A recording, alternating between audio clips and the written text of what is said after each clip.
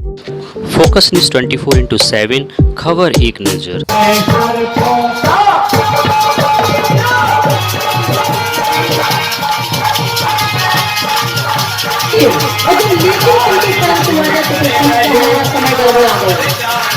लेकिन क्या बोले की तो है विजय प्राप्त, लेकिन एक बात है, जैसे मैंने विजय प्राप्त की ऐसे शंकर जी ने विजय प्राप्त नहीं की।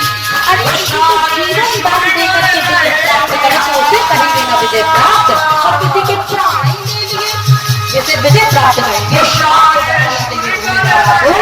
हमने विजय प्राप्त मैंने जीवन दान देके भजन कर रहा है कितने भगवान के नाम और तुमने सोचा हमें तो हमारी संसार के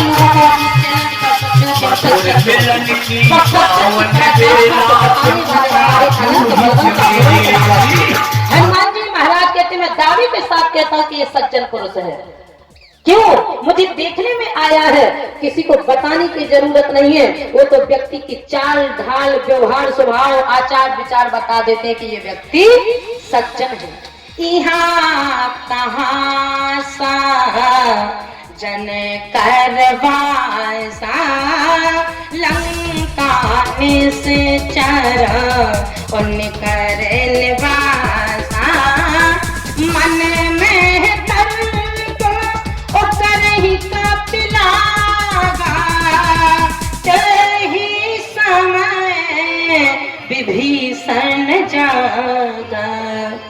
अब इतनी दूर रह रहा था, केवल इतने के पीछे कि लाख रावण हमारा, तो भगवान ने कहा चल तेरे भाई से समझौता करा देता। भगवान ने बहुत तरह से समझाया। अच्छा एक बात बता, जो लाख जिस लाख पर तुम प्रतिदिन अपना माथा रखते थे, जिस लात में तुम्हारा माथा रोज रहता था, अगर वो लात एक दिन माथे की जगह पीठ पर पड़ गई तो क्या बुरा हो गया? आखिर तो भाई ही। लेकिन विभीषण ने कहा नहीं, अब मैं नहीं जाना चाहता हूँ क्योंकि अब मैं भगाया आया हूँ। अब तो आपकी शरण में रहूंगा, लेकिन बात मेरे यहाँ से यहाँ उतर गई। अब जब दिमाग से दिल में बात उतर जाती है तो कोई कितना भी कहे कि चल मैं तेरे घर का समझौता कराए देता हूँ, वो कहता नहीं नहीं, अब मैं चाहे जहाँ जाऊं पर मैं अब घर में दोबारा जाने वाला नहीं हूँ। इसी को कहते हैं घाव अपनों के जो सीने में किए जाते हैं। यानी गैर से तो भिड़ा जा सकता है, लड़ा जा सकता है, जीता जा सकता है, लेकिन जब अपने ही घर का सदस्य ऐसा निकल जाए तो आप भला किसको सुनाएं?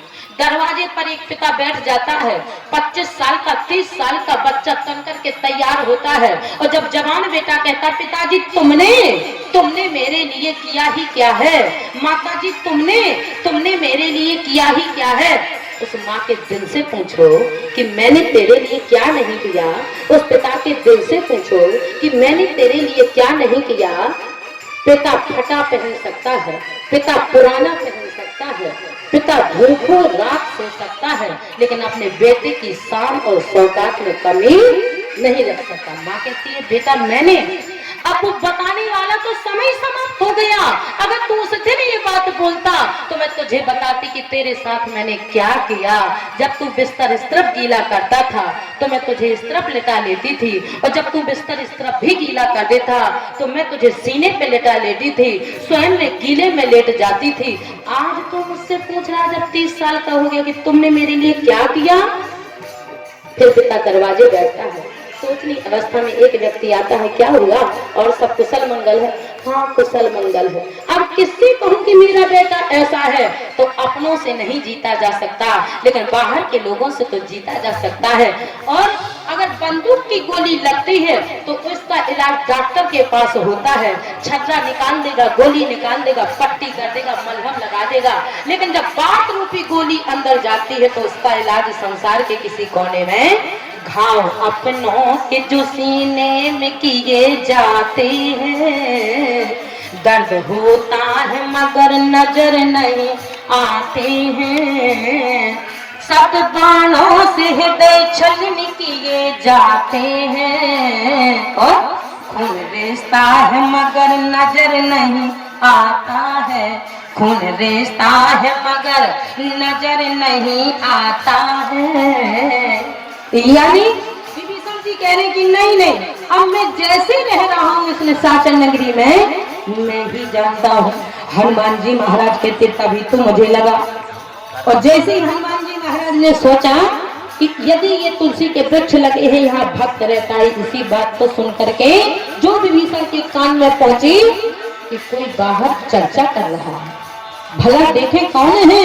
और हनुमान जी महाराज के सामने जैसे ही आए बोले राम राम ते ही उसमें रन की हर सहृदय कपि सज्जन चीन्हा, हर सहृदय कपि सज्जन चीन्हा।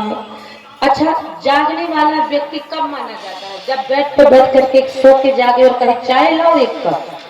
रामचरितमानस कहती है चाय वाले को मैं जागना नहीं मानती हूँ, मैं मानती हूँ जागना उसे जैसे ही आंख खुले और राम राम नाम मुंह से निकल जाए। तो बोले महाराज जैसे ही विभीषण के मुखारविंद से राम नाम निकला तो हनुमान जी महाराज को अब फाइनल डिसीजन हो गया कि अब तो पक्के ही में कोई भक्त रहता है, और नहीं तो महाराज ये राम नाम मुझे कैसे सुनाई दिया। तो आज हनुमान जी महाराज सोचने लगे कि जरूर में कोई ना कोई यहाँ पर। और जैसे ही हनुमान जी महाराज के रूप को देखा, विभीषण ने जैसे ही सामने देखा पूछ दिया तुम कौन हो? ब्रह्मा गोस्वामी महाराज से पूछा, हनुमान जी से क्यों पूछा? क्या विभीषण नहीं जानते थे? बोले महाराज जानते तो सब कोई है, जब अपना रूप और वेश बदल करके कोई आएगा तो भला कैसे पहचानेंगे। तो बाबा गोस्वामी महाराज कहते हैं कि हनुमान जी महाराज वेश चेंज किए सामने खड़े हुए हैं, और विभीषण जी के मन में बस यही चल रहा है कि ये है तो महाराज कौन है और कहां से आए हैं। और जो विभीषण जी को ने देखा तो पूछ दिया महाराज हे ब्राह्मण देवता आप कौन हैं, कहां से आए हैं? क्योंकि आपकी एड्रेस और ड्रेस को मैं देख करके आपका एड्रेस लेना चाहता हूँ। जिस ड्रेस में आप हैं इस ड्रेस का व्यक्ति जब अंदर आता है लंका के भीतर तो फिर यहाँ से जिंदा जाने वाला नहीं है।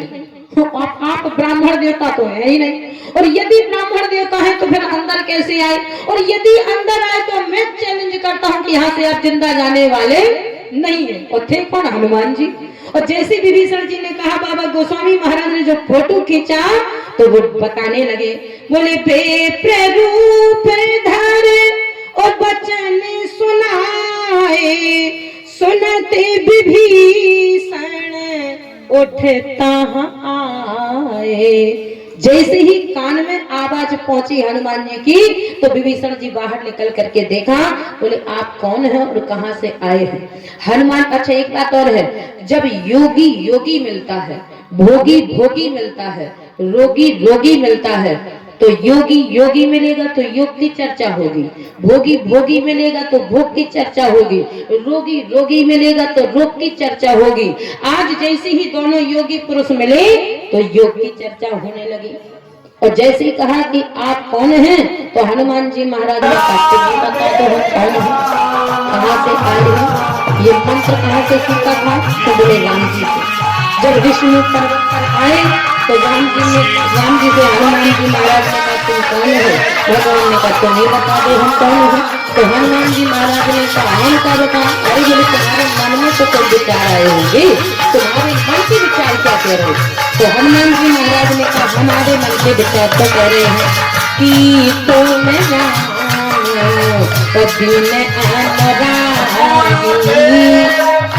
राम जी ने कहा वो नहीं जो तुम कह रहे हो। तो फिर कहा कि तुम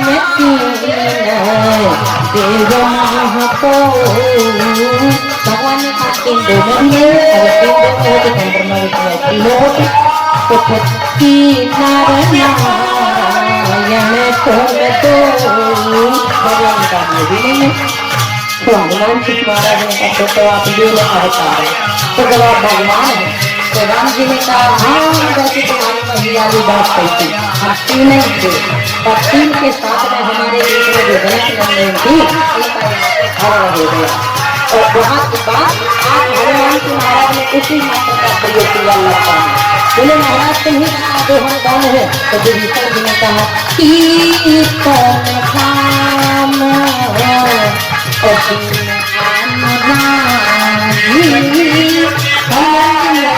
जब बात करते हो योगी मिलते हैं तो अपने असली रूप में पता चल जाता है कि हमें लड़ाई कर रहा है तो फिर अपने असली रूप क्या बात करते हो। बंदर के देश में कभी एक डाल पर उछलना कभी एक डाल पर उछलना तो हमने राम बना दिए कि तो राम दीन अनुराग तो बोले नहीं महाराज हमारे आगे वाली बात करो ना। अगर आज तुम यहाँ आए हो तो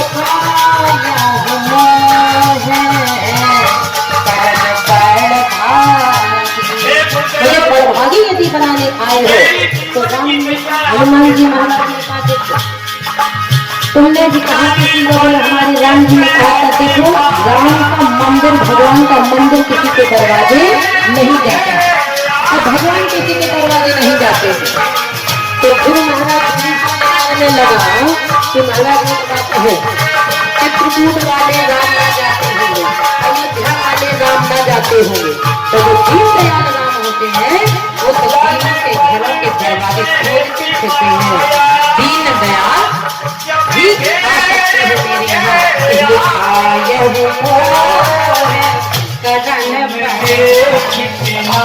तो बोले कैसे मैंने कह दिया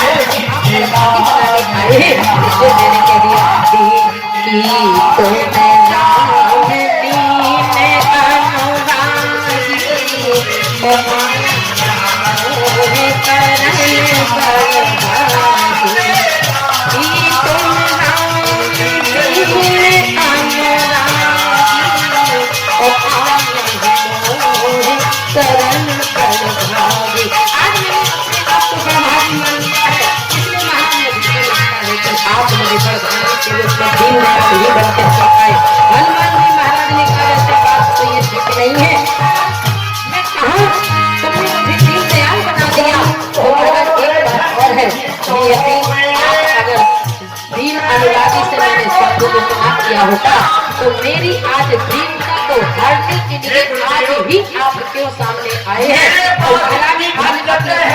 बोले ठीक है कोई बात नहीं ये बताओ कि तुम इस निशाचर नगरी में रहती क्यों कैसे।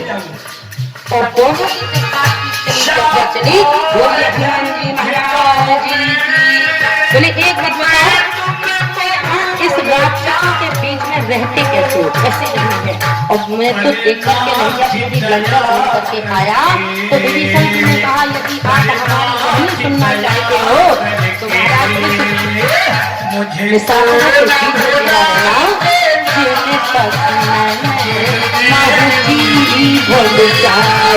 जैसे कांटों के बीच में जीभ का रहना होता है उसी तरह से अरे बोले से भोजन करते समय कम बीच में आ जाए और धोखे से भी आने पर महाराज को बात उसे माफ नहीं करते जानती नहीं अगर धोखे से भी महाराज को आ जाए से बात माफ नहीं करते हैं। बस आज मेरी ही रहने यहाँ पर इसी तरह है। अब तुम बताओ कि तुम कैसे हैं। बोले महाराज हम इसलिए आए थे कि मैं पूरी लंका घूमा और इतने में हनुमान जी महाराज का भाईचारा हो गया। इसी बात बाबा गोस्वामी महाराज से कहा हाँ बोले बिल्कुल सत्य बात है जब भाईचारा बन जाता है तो जैसे ही भाईचारा होगा बोले हनुमंत कहा यदि तुम देखना चाहते तो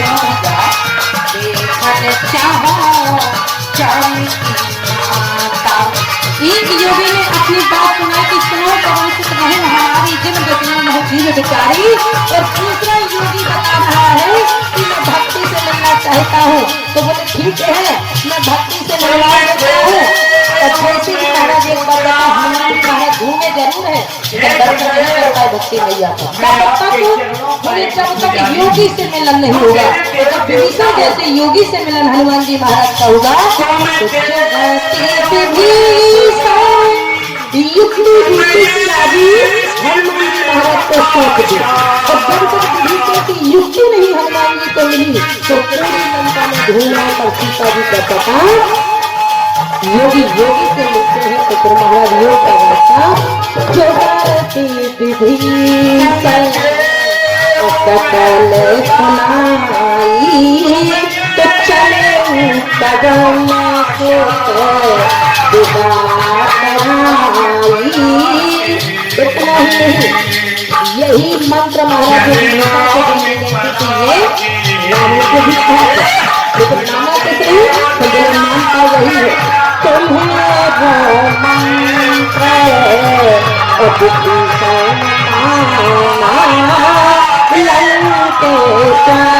भरे सब जग जाना। अच्छा होता है तो फिर पाई पाई से चली जाती है। अच्छा दो पाई है, एक पाई का अर्थ है कि हमने पाई है कहाँ से, बोले यहीं से जहाँ आए थे। जब कोई अच्छा कोई जब आता है जन्म लेता है तो क्या जीवन में दो चार करोड़ डाल के रखता नहीं आता है। जगत में हाथ पसारे जाएगा, अगर मिट्टी बनते आई हो तो इसमें भाग लिख आया, भाग को तो लेके आ सकते हो और रुपया पैसा लेकर के कोई वहां आने वाला तो पाया। अब तुम ये कहो कि हमारी बात का तो है, हमारे पिताजी का तो है, तो पाया है कि नहीं पाया, चाहे वो तुम्हारे पिताजी का हो, चाहे तुम्हारे दादाजी का हो, चाहे तुम्हारे बड़े भाई का हो, पाया है। और पाई चीज का जब तुम प्रयोग करोगे तो पाई पाई से ही चली जाती है। इसलिए बोले ये मंत्र अगर मानने वाले हैं तो केवल विभीषण ने माना है, और जब माना तो राम ही की संपत्ति प्रभु पाई और जाए रही पाई बिन पाई। लेकिन रावण जब नहीं माने तो संकेत कर दिया रामचरितमानस में कि राजा विभीषण जी बने थे तो लंका के, लेकिन जब मोहर लगाई गई तो राजा नियुक्त तो कौन हुए, बोले विभीषण जी आज राजा बने। लेकिन ऐसे नहीं, कैसे बनते हैं, बोले श्रुति पुराण सब और ग्रंथ कहानी और रघुपति भगत बिना सुख नहीं, यानी भक्ति से जुड़े रहो। तो एक ने पूछ दिया क्या विभीषण जी जुड़े थे, अरे बोले तब तो राजा हो गए ना, और अगर विभीषण जी ना जुड़ते तो ऐसे ही राजा हो जाते। बोले जब विभीषण जी जुड़े हैं तो राम राम चरण पंकज उर्धर हूँ, राम चरण पंकज उर्धर हूँ। तो यहाँ से लंका राज अचल तुम करो, क्योंकि भगवान की दी हुई संपत्ति का दुरुपयोग नहीं। जब महाराज पुष्पक विमान दिया राम जी को जाने के लिए अयोध्या के लिए, तो राम जी ने कहा ये सामान काहे रख लिया, बोले महाराज मुझे इस समय जल्दी जाना है। भगवान ने कहा जब कहा घर चलो तो बोले हर इस समय जल्दी जाना, भरत जी इस समय गृह जथा में व्याकुल हो रहे हैं। तो हनुमान जी विभीषण जी ने कहा मां सरकार एक काम करिए ना, हमारे पास एक पुष्पक विमान मन की गति से चलता है और आप जल्दी पहुंच जाएंगे। और जैसे ही उसमें सामान भर के भेज दिया तो राम जी ने कहा ये हमारे काम का नहीं, क्योंकि ये लंका के लोगों का काम है कि ये इसका छीनो उसका छीनो उसका छीनो, अयोध्या के लोगों का काम नहीं है। तो विभीषण जी ने कहा ऐसी बात है तो इच्छनी छनाई चीज हमें भी पसंद नहीं है, क्योंकि भगवान की संपत्ति का दुरुपयोग ना हो, इसलिए हम तुम्हारे चरणों में देना चाहते थे भेंट के रूप में। और भगवान मर्यादा पुरुषोत्तम राम ने भी उसे स्वीकार नहीं किया। बोले उल्टा तो इसे ऊपर से आकाश मार्ग से जिसके भाग में होगा वो पा जाएगा, क्योंकि अब छिनी छिनाई वस्तु किसी की मुझे भी स्वीकार नहीं, मुझे भी पसंद नहीं। क्योंकि महाराज जो अपने भाग में लेके आते हैं वो अगर भाग में है तो भाग के आएगा, भाग में नहीं है तो धरा हुआ भाग जाएगा। ये सत्य है कि ब्रह्मा जी ने जीव के हाथ में भाग लिखा है, और भाग 3 जगह लिखा है। कहां कहां, बोले जो हाथ में लिखा है वही माथ में लिखा है, और जो माथ में लिखा है वही लात में लिखा है। प्रमाण बोले रामचरितमानस में। हाथ में जो भाग लिखा है, जीव 3 महीने के लोथरा होता है गर्भ में, और जब ब्रह्मा जी प्रवेश होते हैं तो सबसे पहले जीव के पैर देखते हैं, उल्टा होता है। और जब महाराज देखा तो पैर में ब्रह्मा जी ने भाग लिखना शुरू कर दिया, और भाग लिख करके ब्रह्मा जी बाहर, थोड़ी देर बाद फिर दोबारा गर्भ में आए। तो एक ने कहा कहाँ जा रहे हैं? बोले जीव का भाग लिखने, अभी लिखा था। बोले दूसरी बार फिर लिखने जा रहे हैं। जगह? बोले दूसरी। और मैटर? बोले पहले वाला। तो जब मैटर पहले वाला है तो जगह दूसरी काहे को रफ कॉपी कर रहे हो? अरे बोले शायद जीव के कभी भाग्य दुर्भाग्य बस पैर कट गए तो ज्योतिषाचार्य उसका भाग कैसे बताएंगे, इसलिए अब मैं हाथ में लिखने जा रहा हूँ। और जब हाथ में लिख करके चले तो पुनः फिर गर्भ की ओर चले। अब कहा अब?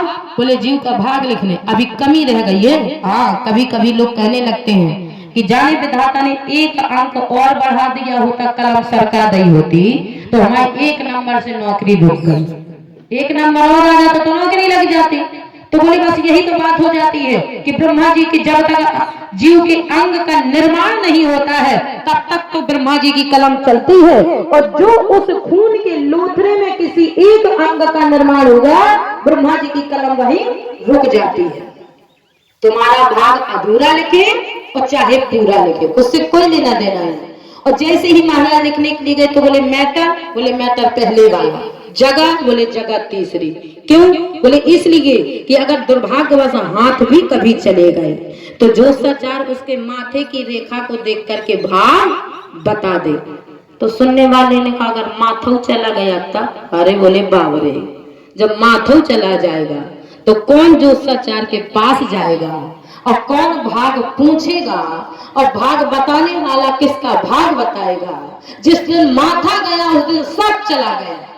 तो बोले महाराज प्रमाण? बोले रामचरितमानस में हाथ में लिखा है शैल सुलक्षण। हमारे संचालक जी ने कहा थोड़ी सी चर्चा दो भाई की ले लेना। शैल सुलक्षण और सुता तुम्हारी। हिमांचल राजा ने पूछा नारद जी से महाराज हमारी बेटी का भाग बताओ, कैसा दूल्हा मिलेगा? तो नारद जी ने अपने वक्तव्य में बता दिया शैल सुलक्षण सुता तुम्हारी, सुनहु जी आवो आवो गुण दुई चारी। अच्छा, जब बिटिया के लिए पिता घर पूछता है ना तो माँ के कान वहीं पहुंच जाते हैं, और जब माँ सुनती है तो वो संस्कृत की भाषा बड़ी अटपटी ज्योतिषाचार्य लोग बताते हैं। हमारे पाठक जी ज्योतिषाचार्य है। अच्छा, जब सामने चित्र आ जाता है तो ध्यान भी आ जाता है। आज तो हम पाठक जी के यहाँ रुके थे तो नाम तो भूल गया है, लेकिन महाराज जैसे मौसी कहते हो उनको, पाठक जी की मौसी, तो बोले कि और ये बताओ दीदी आप 4 चक्का 6 चक्का सब चक्का सुनाती हो, हमारे तो 12 चक्का है, 16 चक्का है, 15 चक्का है, 8 चक्का, उनकी वो कैसे? अब हम ये भी सुनाने लगेंगे। तो बोली 8 चक्का हमारे 2 पहिया पैदल मार साइकिल के, 2 मोटरसाइकिल के, 2। अरे राम राम, तब हमने कहा तब तो हम जरूर कहेंगे। तो आज रात भर सत्संग चला, फिर भी बोली ये बताओ तुम्हें तो वहां लिफाफा मिलेगा, हमें कहां से लिफाफा मिलेगा? हम तो तुम्हारे साथ चलते हैं। तो उनका चल कल ही हमें तो जाना है कथा में। बोलो हनुमान जी महाराज की। तो बोले महाराज जैसे ही कहा कि तुम्हारी बिटिया के भाग्य में ऐसा है, और जब ये अटपटी भाषा संस्कृत वाली भाषा आती है तो ये ब्राह्मणों का काम है कि तुम्हें ऐसी भाषा का प्रयोग कराएंगे ताकि तुम्हारे घर की माता ना सुन पाए। अरे कोई बात ऐसी नहीं है कि नहीं बताना है। जिस तरह डॉक्टर का काम होता है वो केवल पॉइंट टू पॉइंट बात मैन आदमी को बताई जाती है, हर को नहीं बताई जाती है। तो मैना मैया ने झटपट आई और दरवाजे के किवाड़ से लग गई, सुनना चाहा, पढ़ लेनी पड़ी बात। जब ये कोई बात पढ़ लेनी पड़ी तो मैना मैया को लगा कि अब हम अपने पति को एकांत, जब ये बाबा भाग जाए, ना जाने जी अंत संत का बग गया, हमारे तो एक समझ में नहीं आई, और जब ये बाबा चला जाए फिर हम अपने पति से पूछेंगे एकांत में कि का बताया बिटिया का भाग। तो जैसे ही महाराज मैया ने सोचा तो बाबा गोस्वामी महाराज से पूछा कि क्या मैना ने एकांत में पूछा? पक्का? क्या पूछा? पति है एकांत और पाए के है मैना, नाथ न मैं समझे मुनि बैना।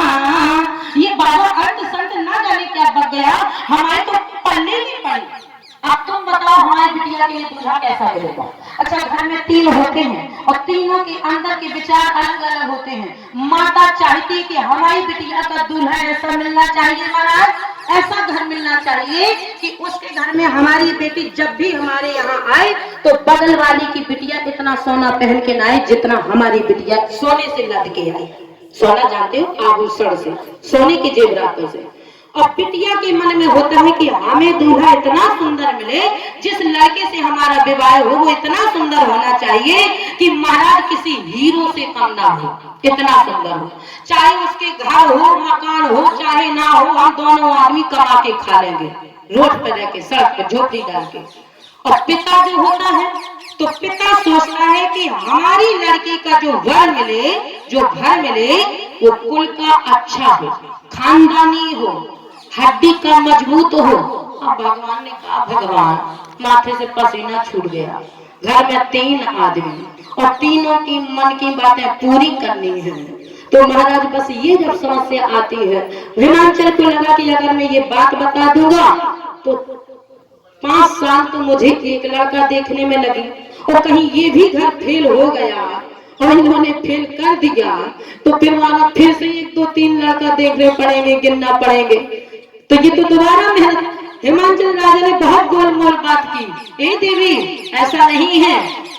और जब नहीं मानी तो हिमांचल राजा को बताना पड़ा, क्योंकि समय भी भाग रहा है और हमें भी भागना है, सत्य है, झूठ नहीं है।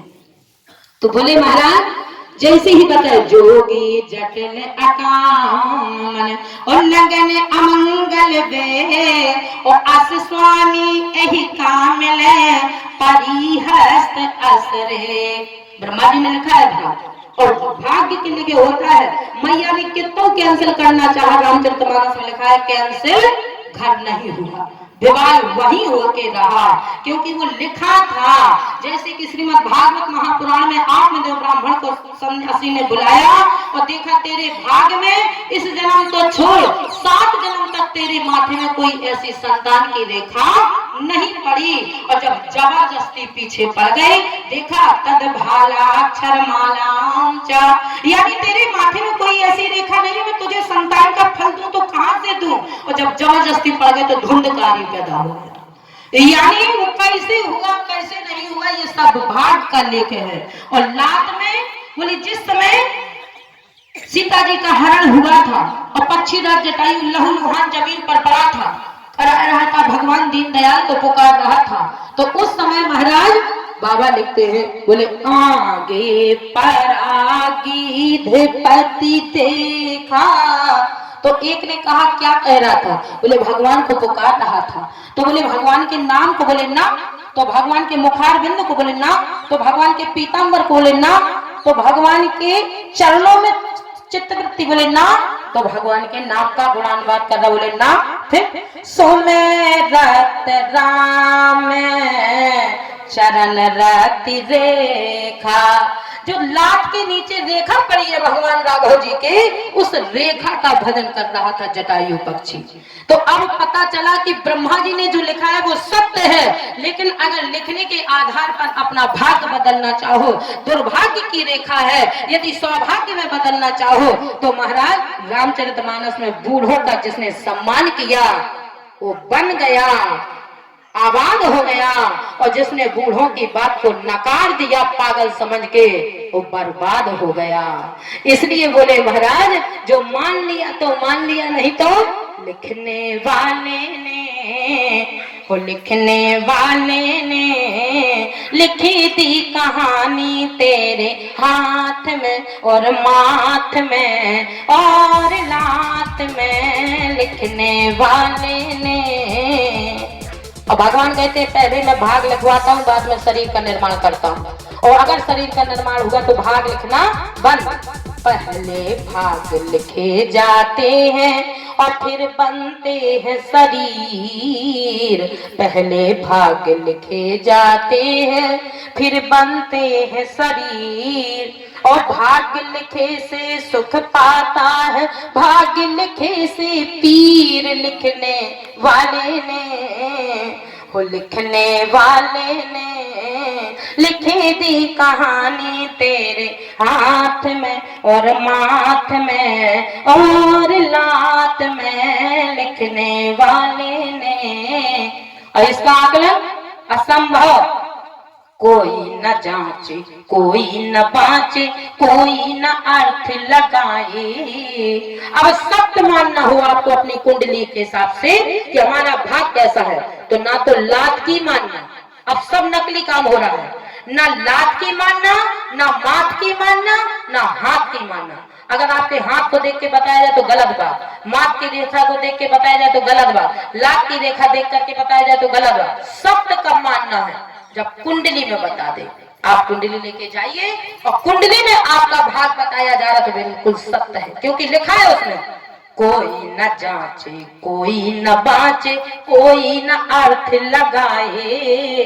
कोई 100 में एक आध बिरला विद्वान ब्राह्मण होगा जो आपकी कुंडली के भाग को देख करके बता देगा, नहीं तो हर कोई महाराज कुंडली में भी बताने वाला कोई न जांचे कोई न बाँचे कोई न अर्थ लगाए।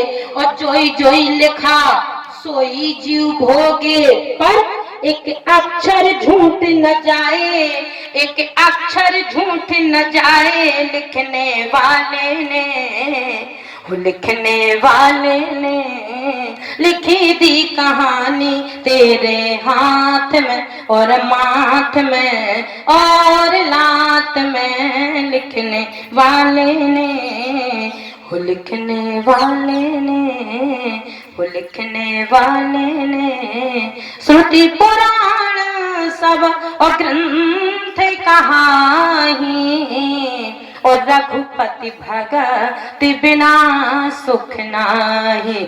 यानी विभीषण कह रहा है, आज के लोग कहते हैं मकान दुकान पत्नी पुत्र संतान, और विभीषण जी तुम्हें मंत्र और विभीषण माना तो लंकेश्वर भय और सब जग जाना।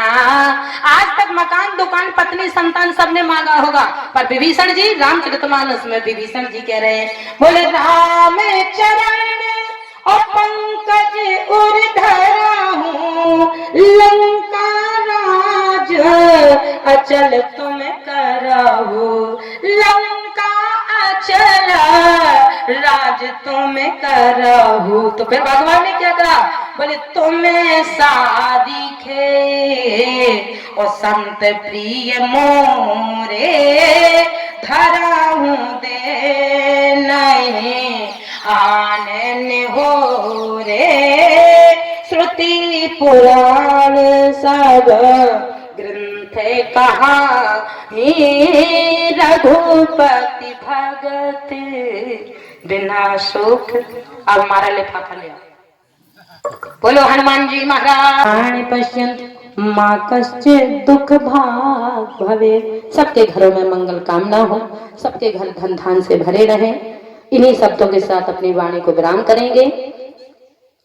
बोलिए सियावर रामचंद्र की, बोलिए शंकर भगवान की, बोलिए हनुमान जी महाराज की, बोलिए सब संतन की, बोलिए सब भक्तन की, बोलिए अपने अपने गुरु महाराज जी की, बोलिए अपने अपने माता पिता की। नमः पार्वती पते हर हर महादेव।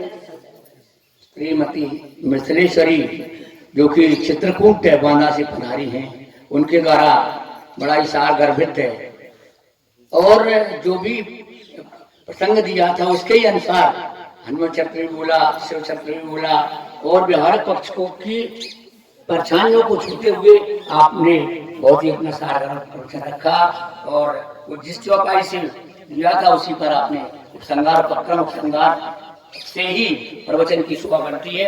सुत प्राण सब ग्रंथ कहाई रघुपत भगत बिना सुख नाई।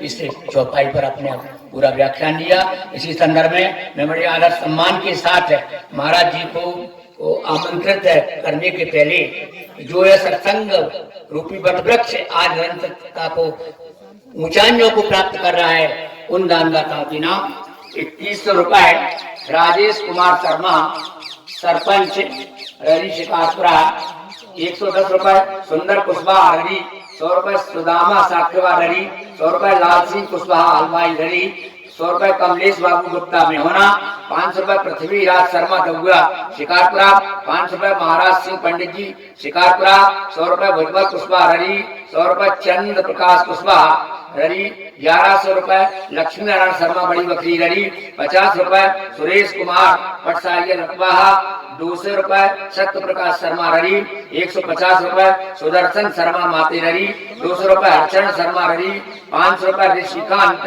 कल्लू माते ररी 500 रुपए, चंद्रेश शर्मा पटेल ररी 150 रुपए, लालजीत सिंह राजावत बारेट 1100 रुपए, वीरेंद्र सिंह दूध वाले ररी 1100 रुपए, ग्यासी राम शर्मा अकेले ररी 100 रुपए, गुप्तनाथ ररी 1100 रुपए, कृपाराम शर्मा चाचा ररी 100 रुपए, कल्लू कुशवाहा ररी 100 रुपए, विद्याराम शर्मा बटेले ररी 101 रुपए, रमेश पारासर काथा 101 रुपए, गोपाल दास मास्टर काथा 100 रुपए, मनोहर सिंह कुमारपुरा 100 रुपए, रविंद्र सिंह कुमारपुरा 300 रुपए, संजीवन कुशवाहा टेंट वाली ररी 205 रुपए, भूरे राठौर ररी 500 रुपए, गुप्तदान पचोखरा 1100 रुपए, वीरेंद्र शर्मा पचोरी बड़ी बकरी ररी 1100 रुपए, देवेंद्र शर्मा सेक्रेटरी ररी 210 रुपए, कृष्ण गोपाल कुशवाहा ररी 500 रुपए, अशोक महाटोलिया देवई 151 रुपये, राम प्रकाश कुशवाहा ररी 100 रुपए, तुलसीराम कुशवाहा ररी 200 रुपए, आलोक शर्मा बटेले ररी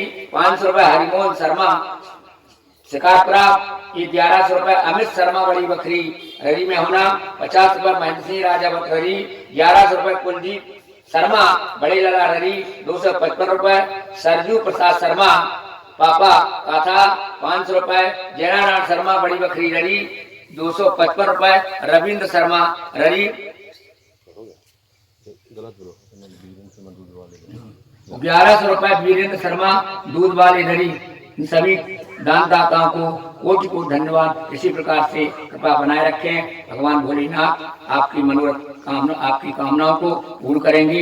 इसी आशीष के साथ महाराज जी प्रवचन से यही मिलता है किसको क्या करें क्या करें। तो व्यवहारिक पक्ष भी जरूरी होता है।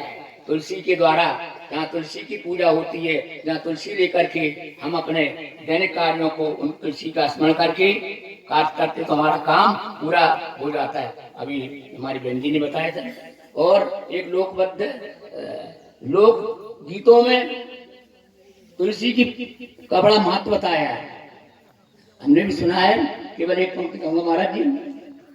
अरे ले लो सीताराम, ले लो राधे श्याम, तुलसी की माला ले लो हाथ में। ले लो सीताराम, ले लो राधे श्याम, तुलसी की माला ले लो हाथ में।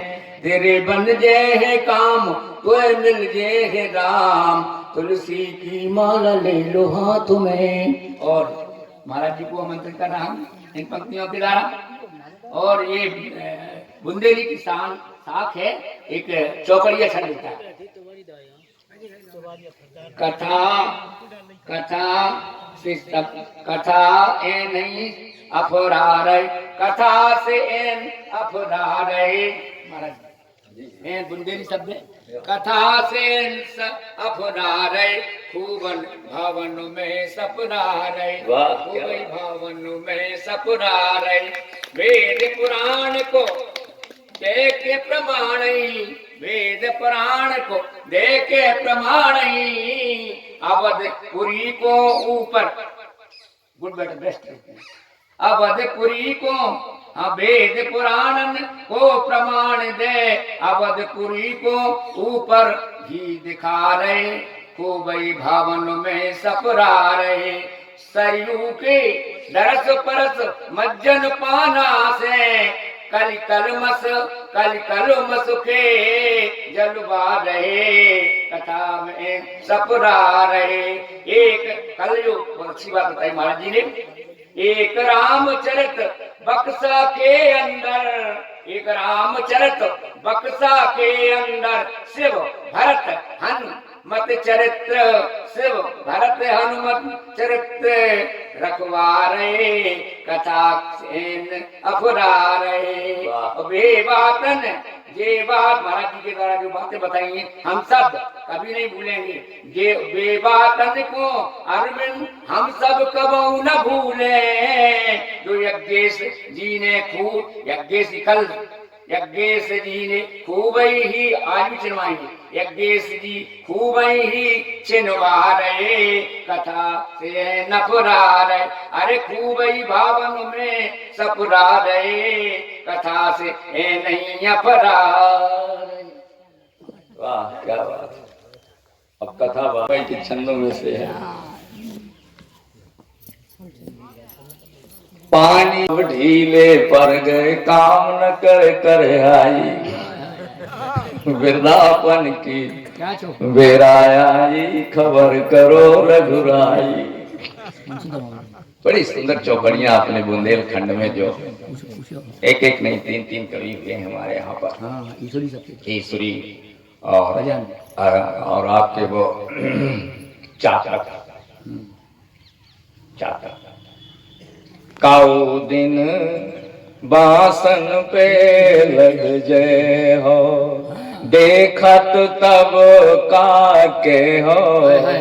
काऊ दिन बासन पे लग जय हो बिछे बांस पे सूधे हुए के सुतरी से कस जय हो। काऊ दिना बासन पे लग जे हो। चातक घर की काढ़े फिर हैं किए उड़ानो दे हो। कौ दिन बासन पे क्या बुंदेलखंड है अपना। कोई खंड पाएगा बुंदेलखंड तो। और ये बुंदेलखंड की धरती की जय हो। आइए